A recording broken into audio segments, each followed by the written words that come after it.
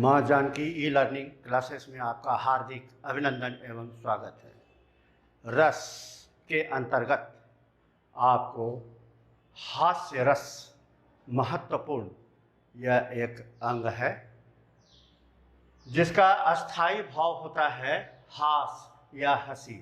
हंसी खुशी वाली बात जब आपके काव्य में हंसी खुशी की कोई पंक्तियाँ हों तो आप समझ जाएं कि वह हास्य रस से संदर्भित है।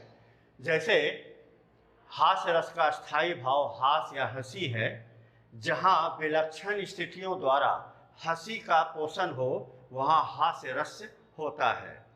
हास्य रस के कुछ सामान्य लक्षण हैं, उन लक्षणों को भी देखना आवश्यक है। जैसा कि आपको मैंने बताया था पूर्व में भी कि जितने भी रस हैं सभी के लक्षण अलग अलग हैं, तो उन लक्षणों को ध्यान में रखने की बात है। अब आइए हास्य रस के कौन कौन से लक्षण हैं। तो इनका जो अस्थाई भाव है वह हास है या हंसी भी कह सकते हैं। संचारी भाव जो है वह हर्ष, चपलता, उत्सुकता से है। आलंबन विचित्र स्थिति, आकृति, वेशभूषा, मूर्खतापूर्ण कार्य। अब है आश्रय। आश्रय क्या है? तो हंसने वाला पात्र और दर्शक।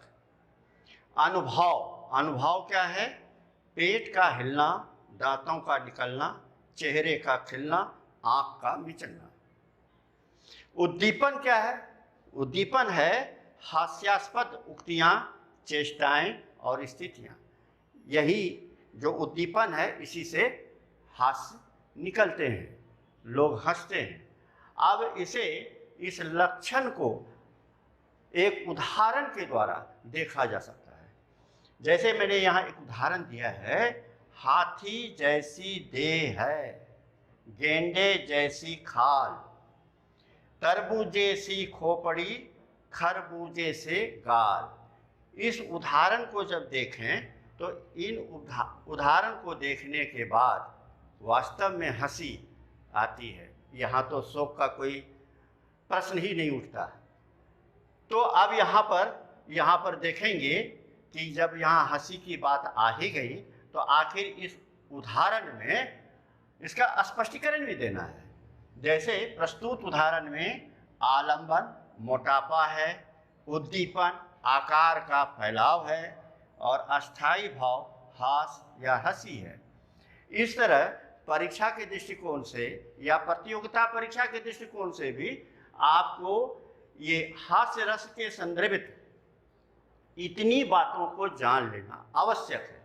तो अभी जो वर्तमान समय में हम लोगों ने देखा कि हास्य रस किसे कहते हैं, हास्य रस के अस्थाई भाव क्या हैं और इसके हास्य रस के लक्षण क्या होते हैं, उसके बाद उन लक्षणों के आधार पर उदाहरण को भी देखा और उदाहरण के पश्चात हमने एक स्पष्टीकरण भी दिया। इस तरह से हास्य रस, और आप हास्य रस से संदर्भित कविता को भी सुन सकते हैं। कई कवि सम्मेलनों में भी आपने सुना होगा। जैसे कि मैंने कहा था कि प्रकृति बदल रही है छन छन देखो, बदल रहे अनुकंपन देखो, तुम इसके साथ पड़े हुए हो, भाग्यवाद पर अड़े हुए हो, छोड़ो मित्र पुरानी डफली, जीवन में परिवर्तन लाओ, परंपरा से ऊपर उठकर कुछ तो स्टैंडर्ड बढ़ाओ। जब तक घर में धन संपत्ति हो बने रहो प्रिय आज्ञाकारी, पढ़ो लिखो शादी करवा लो फिर मानो यह बात हमारी, माता पिता से काट कनेक्शन अपनी जुड़वा अलग बसाओ, खत्म हो गई उनकी ड्यूटी अपनी भी कुछ ड्यूटी दिखलाओ। गाय और भैंस नीलाम करा दो, कुत्ते पालो बिल्ले पालो, नित्य शाम को मार्केट में उसका एक भव्य जुलूस निकालो। अब जो है ऐसा कपड़ा लाओ जैसा जम्पर पाना करती छाया, उसकी एक बुसेट सिला लो फिर देखो शीशे में काया, चटक जाए ईर्ष्या से दर्पण, मानव की तो क्या गिनती है, ऐसे नर को पाकर नारी प्रसन्नता से सिर धुलती है। ये हास्य कवि है। तो ये हास्य इसमें दिखलाई पड़ रहा है, लेकिन इसमें थोड़ा थोड़ा व्यंग भी है। व्यंग क्या है? तो ये जो है, अब ये व्यंग कहाँ है? तो गाय की जो है पूजा ना करके उसकी गाय को जो है त्याग रहे हैं हम लोग, और उसके जगह पर कुत्ते पाल रहे हैं, ये यहाँ व्यंग्य है।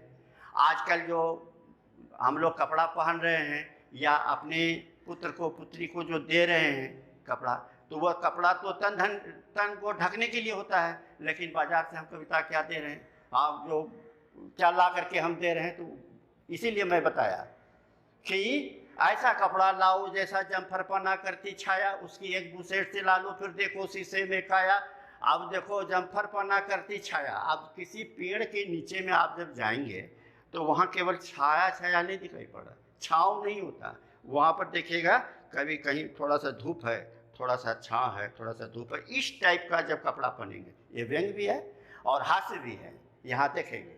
ठीक है, बड़े चलो उन्नति के पद पर रोक सके किसकी बलबूता, यूं प्रसिद्ध हो जाओ जैसे भारत में बाटे का जूता। आप देखिए कि वो कैसे यहाँ हास्य आ रहा है, हास्य में व्यंग्य भी आ रहा है। तो ये जो है, जब ये कविता को जब आप सुनेंगे तो इसमें आपको क्रंदन तो नहीं आएगा, करुण रस से तो भरा हुआ नहीं है ये, न तो ये वीर रस से भरा हुआ है। तो आपको पकड़ में आनी चाहिए कि यह हास्य रस की कविता है, और हास्य रस का अस्थाई भाव जो है वह क्या है, हास, यानी हंसी आवे। तो आप देखेंगे कई कविता को आपने देखा होगा और उसमें जो है हंसी आती होगी आपको। ठीक है, तो आपकी जो तैयारी है वो परीक्षा के दृष्टिकोण से आपकी होनी चाहिए। और अभी जो है टर्म 1 के लिए जो आपकी तैयारी होनी चाहिए ऑब्जेक्टिव टाइप के, तो उसमें जो है प्रश्न आएंगे हास रस के अस्थाई भाव क्या है, तो उसके 4 ऑप्शन आप समझ जाएंगे।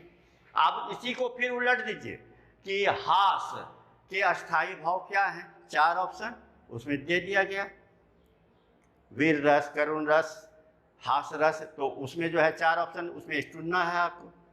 तो इस तरह से आप इसको देख सकते हैं। अब ये प्रश्न ऐसा भी आ सकता है कि हास्य रस के जो है संचारी भाव बताएं, तो उसमें ऑप्शन दे दिया। हास्य रस का आलंबन क्या होता है, उसमें ऑप्शन दे दिया गया।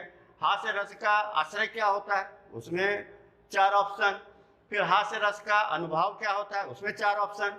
फिर हास्य रस का उद्दीपन क्या होता है, उसमें 4 ऑप्शन। या आप आ जाइए, अब ये जो पंक्ति है दे दी गई, इसमें कहा गया कि इसमें ये कौन सा रस है, इसमें अब उसमें जो 4 ऑप्शन दे दिया गया। तो इस तरह से आपको प्रश्न इसमें ऑब्जेक्टिव टाइप के निकलते हैं। तो इस तरह से तैयारी करना है।